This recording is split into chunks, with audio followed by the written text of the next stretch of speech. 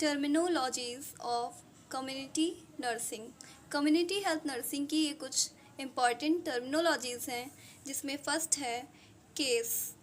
Case means suffer from disease sign symptom present. इसका मतलब है केस हम उसे कहेंगे जिस डिसीज़ के साइन एंड सिम्टम प्रेजेंट होंगे। Case index. केस इंडेक्स का मतलब है first documented case of disease. किसी डिसीज़ का पहला डॉक्यूमेंटेड केस जो होता है हम उसे केस इंडेक्स कहते हैं। सुलिवियन इंडेक्स। सुलिवियन इंडेक्स के अंदर दो टर्म्स आते हैं, DFLY एंड DALY। DFLY का फुल फॉर्म है disability free life years. Disability free life years वो लाइफ ईयर्स होंगे जिनमें जो एक पर्सन है, जैसे उस पर्सन में 25 ईयर्स पर कोई ट्रामा या एक्सीडेंट हो गया तो उससे पहले वाले जो उसके लाइफ ईयर्स थे 1 ईयर टू 25 ईयर, वो ईयर्स उसके लाइफ के डिसेबिलिटी फ्री लाइफ ईयर्स होंगे। और DALY का फुल फॉर्म है डिसेबिलिटी एडजस्टेड लाइफ ईयर्स। ऐसे लाइफ ईयर्स जिनमें पेशेंट ने डिसेबिलिटी से अपनी एडजस्ट करके लाइफ को एडजस्ट करने के बाद लाइफ जो है अपनी बाद का जो टाइम पीरियड हुआ उसकी लाइफ का, उसे हम कहते हैं disability adjusted life year after 25 year of age. Next है हमारा इंसिडेंस। इंसिडेंस में क्या होता है? New case of any disease in geographical area.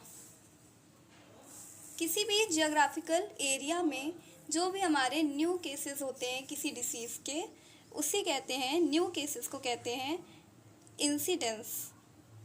Prevalence.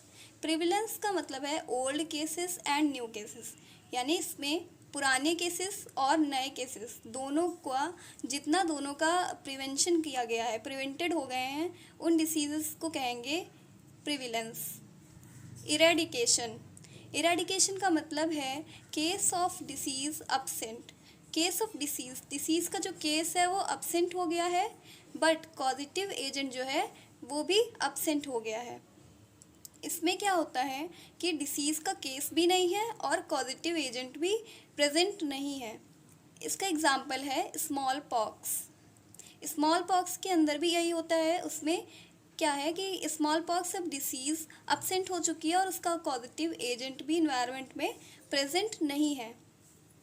Next हमारा है टर्मिनोलॉजी एलिमिनेशन। एलिमिनेशन। एलिमिनेशन का मतलब है case of disease absent, causative agent still present.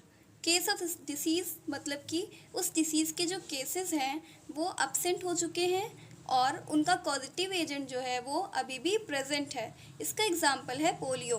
Polio एक ऐसी डिसीज़ है जिसके केसेस तो अब्सेंट हो गए हैं, बट उसका जो कॉजेटिव एजेंट है वो अभी भी स्टिल प्रेजेंट है। नेक्स्ट हमारे टर्म है आइसोलेशन। आइसोलेशन में क्या होता है? Isolate the infected person for treatment purpose. Treatment के लिए पर्सन को, ट्रीटमेंट करने के लिए उस इन्फेक्टेड पर्सन को हम आइसोलेट करते हैं। नेक्स्ट टर्म है क्वारंटाइन। क्वारंटाइन का क्या मीन्स होता है? Isolation of healthy person which suspected of infection, यानी ऐसा पर्सन जिसका इन्फेक्शन उसके अंदर सस्पेक्ट है उस पर्सन में कि इसको इन्फेक्शन हो सकता है इस डिसीज़ का, तो ऐसे पर्सन को हम आइसोलेट करते हैं, तो उसे कहते हैं क्वारंटाइन। नेक्स्ट टर्म है हमारा case fatality rate. Case fatality rate का मतलब होता है उस डिसीज़ का किलिंग पावर। जैसे कि कोई डिसीज़ है और डिसीज़ का जो मृत्यु दर होगा, यानी कि उस डिसीज़ ने कितने लोगों की उस डिसीज़ से जान गई है, उसे हम कहते हैं केस फैटिलिटी रेट।